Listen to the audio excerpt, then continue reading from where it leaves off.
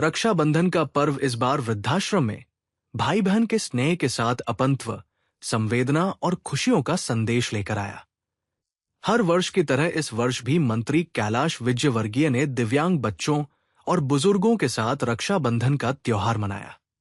इस दौरान उन्होंने बच्चों और बुजुर्गों के बीच न केवल समय बिताया, बल्कि उनके साथ घुल मिलकर त्योहार की खुशियां भी साझा की। मंत्री विजयवर्गीय ने दृष्टिबाधित बालिकाओं और अन्य दिव्यांगजनों के साथ अंताक्षरी खेली, गीत गाए और उनके उत्साहवर्धन के लिए जमकर ठुमके भी लगाए। मंत्री का ये आत्मीय और सहज अंदाज देखकर आश्रम में मौजूद बच्चों और बुजुर्गों के चेहरों पर खुशी साफ नजर आई। कुछ ही देर में पूरा वातावरण हंसी, गीत संगीत और उल्लास से भर गया।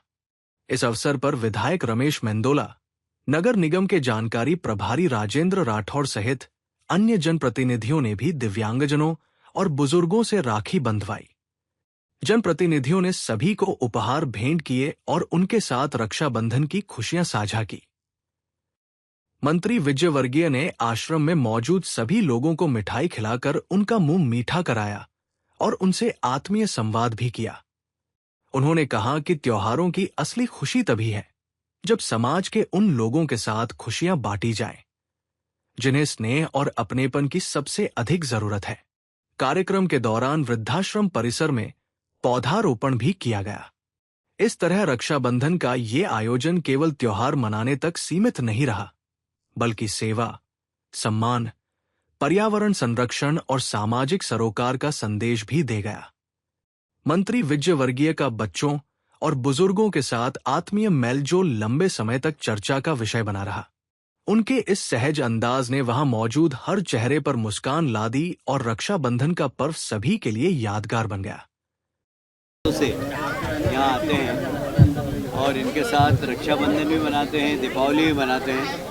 बीच बीच में भी हमारे सब कार्यकर्ता यहाँ पर आते हैं और इनको कहीं सहयोग की आवश्यकता होती जरूर करते हैं, क्योंकि ये हमारा परिवार और इनको महसूस नहीं होना चाहिए कि हम परिवार से दूर हैं। इसलिए इनके चेहरे पे खुशी देखकर बहुत आनंद आता है। ऐसा लगता है कि त्यौहार हमारा मन गया।